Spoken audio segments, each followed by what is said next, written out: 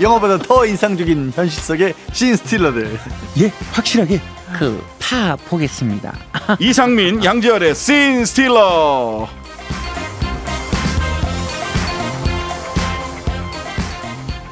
한 주 동안 정치권 화제 인물을 만나보는 씬 스틸러. 오늘은 큐를 놓친 양지열 변호사님 그리고 이상민 크리에이터와 함께합니다. 어서 오세요. 네, 반갑습니다. 안녕하세요. 제가 생각이 복잡해서 신 변호사님을 좀 뵙기가 어려울 것 같다. 왠지 그랬습니다. 예, 자 어쨌든 큐는 놓쳤지만 네. 더 가열차게 한번 이 코너 가보겠습니다. 생각해 보니까 저와 이렇게 셋이 하는 스틸러는 오늘이 막방입니다. 네. 네. 그래서 아까 유튜브 보신 분들은 저희들이 이렇게 셀카 찍고 하는 거 보셨을 텐데 안 하던 행동을 하는 걸 보니까 사람들이 예. 마지막이구나 댓글 올리시더라고요. 네네. 네. 오늘이 이 씬 스틸러 막방이고 아까 김은지 기자하고도 인사를 드렸어요. 금요일 날 김은지 기자가 금요일이면 뉴스 진행을 하니까 금요일 모든 코너가 다 그렇게 됐습니다. 자, 오늘 오프닝에는 이렇게 이분이 동시에 등장하실 줄 몰랐습니다. 한동훈, 박근혜 두 분이 동시에 등장을 하셨어요. 오늘 한동훈 위원장이 박근혜 전 대통령에게 생일 축하 난을 보냈다고요. 한 위원장님, 박 전 대통령 만날 계획이 있으신 겁니까? 생일 축하합니다. 아이고. 생일 축하합니다. 제가 이미 생신 선물로 제 뜻을 전달했고요. 답을 듣고 왔다고 보고를 받았습니다. 오. 박근혜 전 대통령을 포함해 우리 사회 원로들로부터 많은 가르침을 받고 싶은 생각이 늘 있습니다. 네. 보고 어떻게 받았다는 건지. 그거는 한동훈 장관이 이미 뜻을 밝히셨기 때문에 더 추가 질문 받지 않겠습니다. 네. 저도 받지 않겠습니다. 야. 이미 다 말씀하셨는데 뭘 또 물어보십니까? 아니 그래서 만난다는 건지 안 만난다는 건지를 모르겠다니까요. 이 말에. 그래서 만난다는 보고를 받으셨습니까? 만난다는 답을 들으셨습니까? 아니면 안 만난다는 답을 들으셨습니까? 답을 듣고 왔다고요. 예. 직원이 답을 듣고 왔답니다. 그러니까 그 다음이 없어. 그래서 만난다는 거야, 안 만난다는 거야? 난 그게 궁금하다. 예. 박 전 대통령이 오늘은 또 윤 대통령님한테도 생일 축하 전화 받으셨다고요. 해피 버스데이 투 미. 오늘 노래 네, 생일을 맞은 박근혜입니다. 윤 대통령이 안부를 묻길래 제가 이렇게까지 전화를 주셔서 감사하다. 국정에 바쁘시겠지만 이번 설 명절에는 내외분들께서 잘 쉬셨으면 좋겠다. 이렇게 말씀드렸습니다. 양 변호사님, 네. 박 전 대통령이 다음 주 월요일 2월 5일 날 북콘서트 대구에서 연다고 하던데 왜 지금 대구냐? 저는 박 전 대통령이 거기서 무슨 특별한 얘기를 하거나 아니면 그것 덕분에 내지는 그것 때문에 친박계가 모인다든가 이런 현상이 있을 거라고 보진 않아요. 근데 네. 이제 회고록을 쭉 냈었죠. 어떤 언론을 통해서 거기서 본인이 탄핵된 것이 좀 잘못된 부분이 있다 이런 얘기도 중앙일보에 계속 연재하고 연재를 있어요. 했었습니다. 예. 그래서 사실은 이 박 전 대통령이 이렇게 움직이면 윤석열 대통령과 한동훈 위원장이 본인에게 쫓아올 것이라는 것을 이용하는 정도의 정치적 메시지를 낸 게 아닌가 싶어요. 존재 자체로 의미가 있는 사람이기 때문에. 근데 사실 여기서는 박 전 대통령이 북콘서트를 여는 것보다도 사실 윤 대통령과 한 위원장이 당사자잖아요. 수사를 해서 이렇게 유죄를 이끌었던.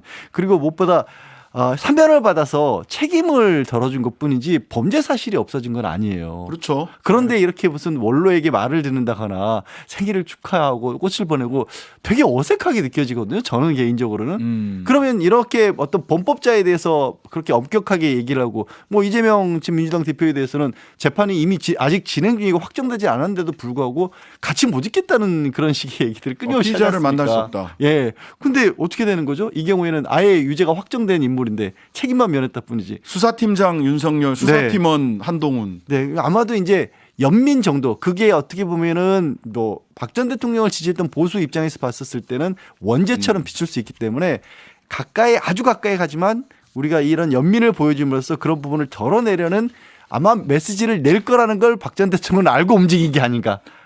네, 알겠습니다. 예, 친박 계열이 정치적 친박은 해체됐다 없다 이렇게 얘기한 바가 있고 유영하 변호사에 대해서는 굉장히 미안한 마음을 갖고 있대요. 본인을 계속해서 인간적으로 도와줬던 부분은 맞기 때문에 하지만 한번 이렇게 좀 밀었는데 잘 안 됐잖아요. 그래서 아마 보수 쪽에서도 정치적으로 다시 한번 박 전 대통령을 기대하지는 크게 있지는 않지 않을까 싶습니다. 자, 서천시장 봉합열차 이후 이번 주에는 용산 대통령실에서 지난번에 뭐 윤재호 원내대표, 이관섭 비서실장 등등등 해서 5대1로 만나셨더라고요. 예. 한동훈 비대위원장과 윤석열 대통령실에서 뭐 어떤 일이 있었는지 어떠셨어요? 대통령님, 한 비대위원장님? 그 한 위원장님 요즘 수고가 많으십니다. 여기 처음이시죠? 예, 처음입니다. 인사드리겠습니다. 꾸벅. 그래 인사 잘하는구만. 그 이쪽으로 와가지고 저것 좀 보세요. 어때요? 저기 보이는 곳은 어디인가요? 네. 어디를 같이 분명히 이렇게 손을 가르치고 대통령이 손을 저 멀리 가르치고 한동훈 비대위원장이 이렇게 쳐다보고 있는 모습. 어디를 보셨을까? 거기 밖에 창밖에 딱히 보이는 게 있진 않아 보이는데. 미군 기지? 예, 기지. 근데 기지에 뭐 있는지 알려주면 그거는 누설을 하면 안 될 것 같기도 하고. 그다음에 이사 박물관? 나갔죠 참. 예, 예. 박물관? 어린이 정원이라면 어린이 정원. 어린이 정원. 예, 예. 어린이 정원 보셨구나. 예. 네, 하여튼간에 그 사진 하나로 정리를 했던 것 같아요. 근데 이게 뭐 완전히 해소됐다라기보다는 며칠 전에 허민 기자, 그 다음에 또 한겨레 신문 우리 기자님 두 분이 같이 토론을 했는데 성한용 기자. 예. 2차전은 김경률 거취, 3차전은 공천, 그 다음에 4차전은 또 김건희 여사. 뺑뺑 돌 거다. 덮여 있는 거죠. 해소됐다기보다는 덮여 있다고 보통 일반적으로 언론에서도 그렇게 뭐 보고 있는 것 같고요. 근데 조금 전에 우리 이상민 씨가 다시 재연해 주셨던 그 장면이 네. 저는 또 참 낯설더라고요. 왜냐하면 막상 서천시장 갔을 때는 또 그때 방송국 카메라에 잡힌 모습은 그래 그러면서 굉장히 가까운 모습을 감추지 않았는데 네. 여기 와서는 또 이렇게 낯설게 또 기대하시니까 참 어색하다. 두 분도 고민하셨을 것 같긴 해요. 어느 정도 가까운 척을 해야 되나? 어디까지 보여줘야 이게 자연스러울까? 근데 좀 어색하긴 했습니다. 제가 보기에는. 네. 자, 이번 당정 갈등 원인으로 지목됐던 김건희 리스크 관련해서 드디어 대통령이 침묵을 깰 것이냐. KBS랑 대담을 하면서 설명 내지는 이해를 구하겠다라는 게 언론 보도에 쭉 지금까지 나왔던 얘기예요. 한 위원장님, 대통령이 어떻게 지금 KBS와의 대담에서 어떤 메시지 내시게 될까요? KBS는 정성을 다하는 국민의 방송 아니겠습니까? 박민의 방송? 예? 국민의 방송? 저는 그런 말씀드린 적이 없고요. 네네. 그건 제가 평가하고 판단할 문제 아닌 것 같고요. 대통령실에서 여러 상황을 잘 감안하셨을 것 같은데요. 예, 말씀드립니다. 네. 아니 한동훈 비대위원장님, 예? 그 김건희 여사 사과하라고 얘기하지 않으셨었나요? 예, 그 부분도 제가 판단할 문제가 아니라고 봅니다. 아 네. 진짜요? 네.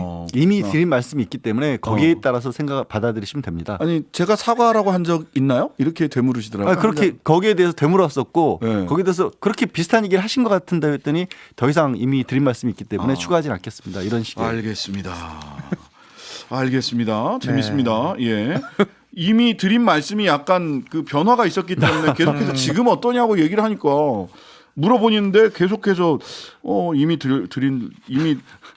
다 이야기했다라고 하니까 다 녹음까지 돼 있는데 왜 또 자꾸 물으세요?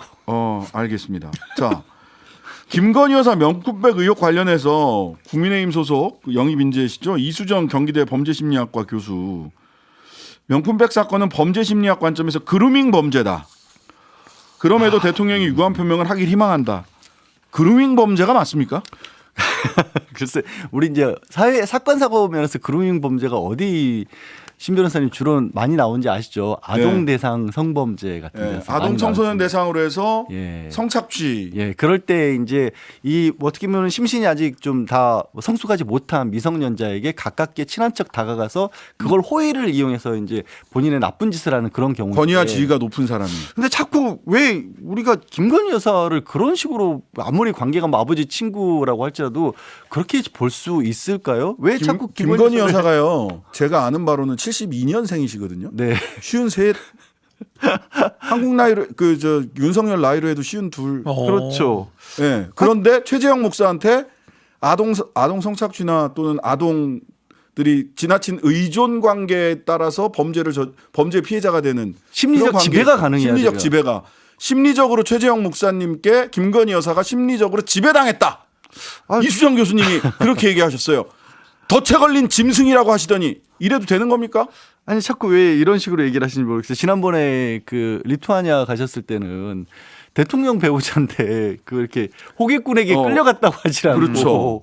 왜 자꾸 여권에서 해명 내지는 반박의 의견이 보통 일반적인 사례하고 너무 안 맞는 식으로 얘기를 하는 것 같아요. 네, 그래서 저는 절대로 대한민국 대통령 영부인이신 김건희 여사께서 최재형 목사에게 심리적 지배를 당하는 그런 사람, 그런 나이 어린, 그런 유치한 생각을 갖고 있는 그런 분 절대 아니라고 생각하고요. 덫에 걸린 짐승에 비유돼서도 절대 안 된다고 생각하고요. 호객꾼한테 호객이나 당하는 호객님이라고 취급되는 것도 절대 반대합니다. 대한민국의 영부인인데. 아 그게 맞으면 국격이 대통령 국격도 문제고요. 대통령 경호실은 뭐고 있는 겁니까? 절대 반대합니다. 그런 식의 이야기 이수정 교수님 제고해 주시기 바랍니다. 예.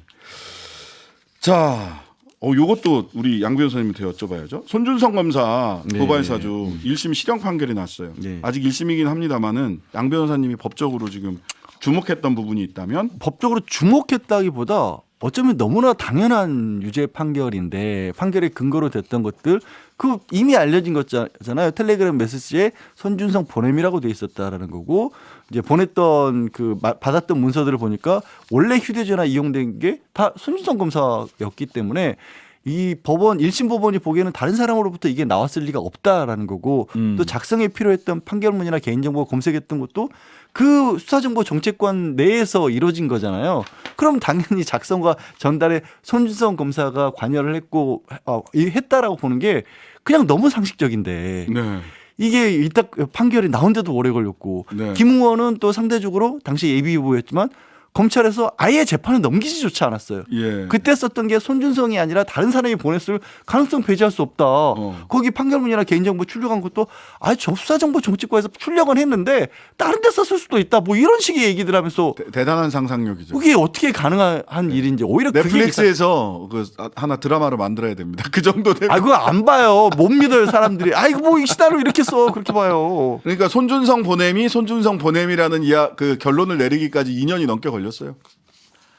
계속해서 법정에서도 손준성 검사는 그거를 실제로 내가 누구론가로부터 받았는데 네. 그 사람에게 돌려줬다라고 하잖아요. 네. 아니 그러니까. 온라인 메신저 서비스로 받은 걸 어떻게 돌려줍니까? 그게 말이 좀 이상하죠. 예. 그리고 손준성 보냄과 손준성, 김웅, 조성은 사이에 제3자가 개입했을 가능성을 완전히 배제할 수 없기 때문에 김웅 의원은 무혐의. 그랬죠 검찰이. 예. 근데 어쨌든 이번 판결에서는 공범으로 기재를 했더라고요. 네, 그러니까 그게 너무 그러니까 이번 판결문을 보니까 몰랐던 사실들이 몇 가지 더 나오긴 했습니다. 증거가 더 보충이 됐기 때문에 그래서 그랬을 수는 있겠지만 참 무하다, 너무 상식적인 판결이었다 그렇게 보입니다. 네, 자 이재명 대표에게 결국 선거제를 어디로 갈 거냐에 대한 모든 선택이 이재명 대표에게 전권이 위임됐습니다. 이 대표님 고민이 많으시죠? 예, 많은 분들이 관심이 있고 이해관계도 있어서 신중하게 의견을 수렴하려고 하고 있고요. 길지 않은 시간에 이 문제도 대화할 시간이 있을 겁니다. 예. 네. 뭐 이렇게 얘기를 하니까 한동훈 위원장이 사실 요 얘기 이후에 병립형으로 갈 거냐 준연동형 현재의 제도로 있을 거냐에 대해서 당원 투표를 한다고 했더니 한동훈 위원장이 한 말씀 하셨네요. 저는 민주당이 갈 걸 그랬어요. 정치하기 너무 편할 것 같아요. 뭐라고 얘기하더라도 얼마든지 말을 바꿔도 되고 거기에 대해서 전혀 부끄러워하지 않아도 되는 거 아닙니까? 그거 본인들 공약 아니었어요? 예. 이해하기 어렵습니다. 네. 난 저 말이 진짜 이해하기 어렵다. 왜냐하면 지금 병립형으로 가는 투표라고 대체로 생각하는 당원 투표를 하는 걸 부끄러움을 모른다. 그 투표하는 것에 대해서 이렇게 얘기를 하잖아요. 국민의힘 당론이 병립형이잖아요.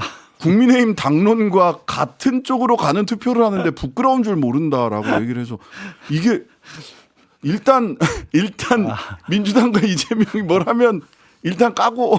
그 한동훈 뭐 또 추가적으로 얘기하기는 그렇지만 아까 말씀드렸다시피 되게 모순된 언행들이 많이 이게 있어요. 뭐지? 예.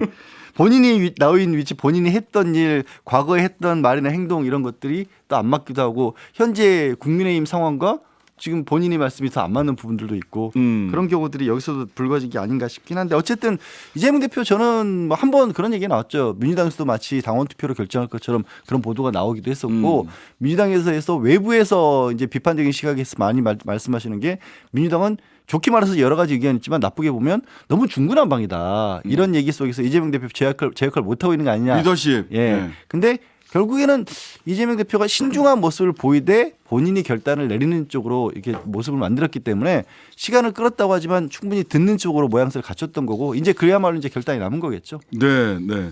어쨌든 뭐 설 전에 설 전에. 결단을 내린다고 했으니까 지켜보도록 하고요. 시간도 없어요. 빨리 만들어야지 선거를 어떻게 치를지 맞아요. 말지를 네. 정하지 이거 어디에 투표를 해야 될지도 몰라. 자, 이재명 대표 개항 의뢰 공천 신청하고 이 이름표 달고 면접 봤습니다. 원희룡 전 장관도 개항 의뢰 다시 한번 출사표를 또 던지셨네요. 예, 이재명 대표의 정치는 권력을 잡기엔 동요일 뿐 제가 그 고리를 도전자로서 한번 끊어보겠다 이렇게 말씀드립니다. 이 얘기를 제일 싫어하시는 분은 안철수 의원이십니다. 왜 성남으로 안 와? 왜 분당으로 안 와? 계속 말씀을 하시네요. 그쪽에 뭐 이광재 전 강원도지사 출마설도 있는데. 예, 좋습니다. 오히려 이광재 의원이 아니라 이재명 대표가 이 성남이 정치적 고향 아닌가요? 성남시장도 하시고 경기도지사 하신 분 아닙니까? 정치적 고향에서 특별히 여기가 대장동 백현동에 있는 곳입니다. 정정당당하게 주민들의 판단을 받자 이렇게 말씀드립니다. 네. 자, 발걸음을 빠르게 하려고 하지만 진도가 나가고 있는지 잘 모르겠어요. 이낙연 전 대표님, 현재 상황 어떻습니까? 아이가 놀라면 뭡니까? 아이스크림. 깜짝 놀랄 질문입니다. 국민들에게 새로운 선택지를 드리기 위해서 일하고 있는데 거대 양당은 이런 노력을 날마다 모멸하고 폄훼하고 별 욕을 다 합니다. 서로 곱게 늙었으면 좋겠습니다. 호남 출마는 그럼 언제 결정하세요?